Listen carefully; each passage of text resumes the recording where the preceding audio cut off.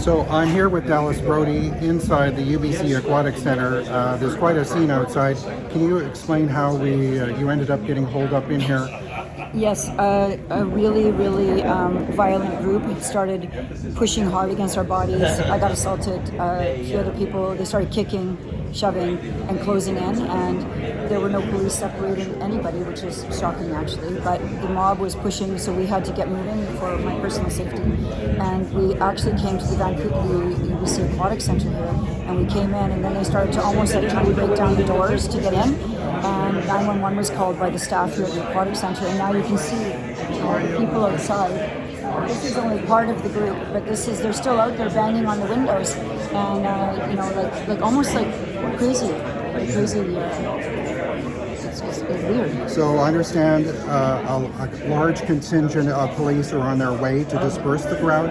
Apparently, yes. Yeah. There's a contingent of police coming now, not because we called, but because the Aquatic Centre called. They weren't really, I would have to say, being that responsive to what was happening to me and to Drew and to... How would you describe the ferocity of the mob? Let's call it what it is. It is a large mob of students that have appeared on campus today to oppose you. They honestly look like crazy people. I have to say it. They look like possessed, screaming, yelling, trying to get in your face and yell at you. They don't even want to talk. They just swear at you and swear at you. A lot of them are wearing masks, covering their faces. And the sad part is a lot of these people are just young kids. If these were my kids, I'd be pulling them out of UBC. I mean, this is incredible. I don't even know if all these kids go to UBC, and they're not all kids. There were definitely some grown-ups who are here orchestrating this, and based on what we know, a lot of these are paid protesters out here, and they come out here, and it's the pro-Palestinian mob, it's the Antifa people, and they're all out here and banging their drums and blowing their horns and trying to make sure that really you can't hear or speak to anyone. I came out here to speak to people. A lot of people want to talk about this. There's nothing wrong with talking. Talking is really the only way that we can resolve problems in society. Do you feel that the police provided adequate kind of separation or kind of a buffer for you and Francis Widdowson? I would say no. Initially, it seemed that there seemed to be a decent distance between the disruptors and me, and then suddenly it closed in like a mob, and it was tight, and it was getting stressful.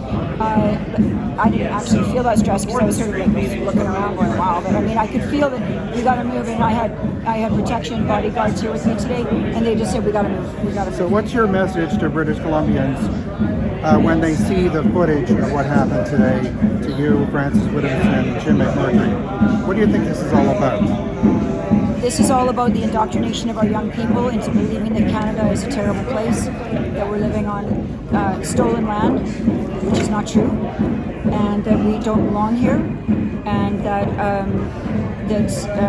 we are an illegitimate country, province, and this is what this is all about. And we need to stop our kids from being indoctrinated at the university. When kids go to school, their minds are supposed to open, learn new things. Sure, learn about communism, learn about capitalism, learn about economics. Thank you very much.